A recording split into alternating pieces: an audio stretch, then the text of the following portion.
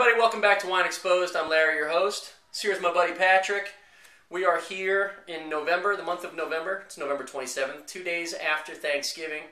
It's a birthday month for both Patrick and I. So what we do, being wine industry people, we bought 3 bottles and 3 nice bottles, and we're going to celebrate tonight. But we thought we'd rock this 3-part show and give you guys some information about these wines. It's very rare that we have bottles of this supposed quality, bottles at this price point. So we thought we'd break them out and see if we can give you some information on them. Maybe it'll help you in a purchase decision mode. Anyway, today what we're looking at is the Sbragia Family Vineyards 2007 Napa Valley Chardonnay. Gamble Ranch is the name of the vineyard. And I believe this wine did get some critical acclaim. I think it was either by Wine Spectator or Wine Advocate from Robert Parker. Probably 90 plus. But I have not had this wine before. I don't think you have. No.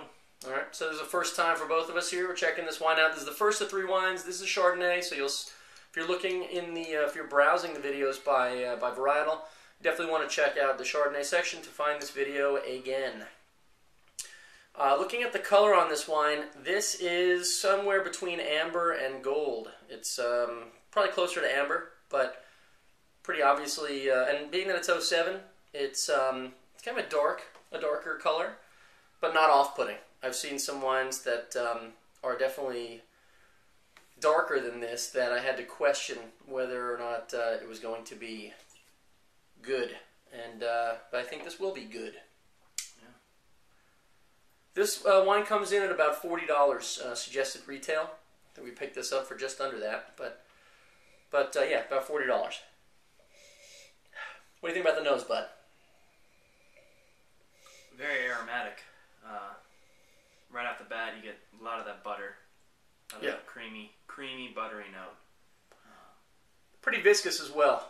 I mean, just from the nose again. I mean, looking at the viscosity on the wine, looking at the legs here, and smelling this wine, I'm getting the sense that this is going to be a creamy wine.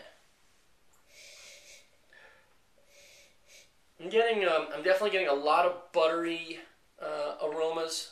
I'm getting some almond, like some almond paste or marzipan. The butter's coming across. It's almost like sweet butter. Yeah, that's what like Breakstone's salted sweet butter. Like really good butter.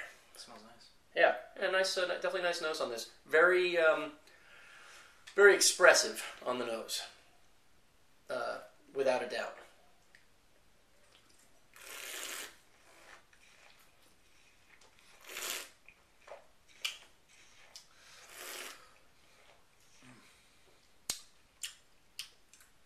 We've had this wine open for about 10 minutes now, and this wine actually has some pretty, this wine has decent acidity. I was thinking that this wine was going to be this big creamy wine, and it is, but I thought that was going to mask any kind of acidity, but it hasn't. Now I'm starting to pick up some acidity on this wine, and the finish is super long. Because of the viscosity on this wine, it's just sitting on the tongue and just. Yeah, the weight. I'm still tasting this wine. Yeah, and the weight of this on your tongue is just. For our viewers, man, like, project.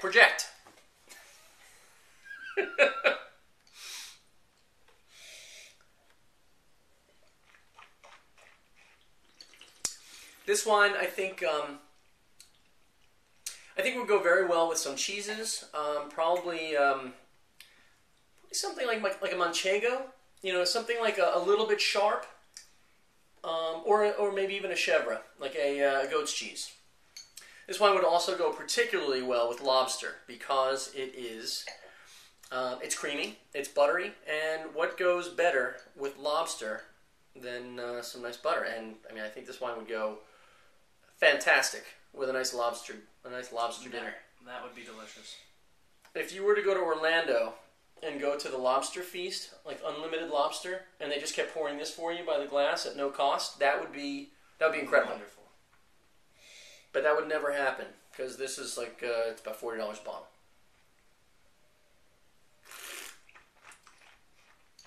What kind of value do you think this is, Pat?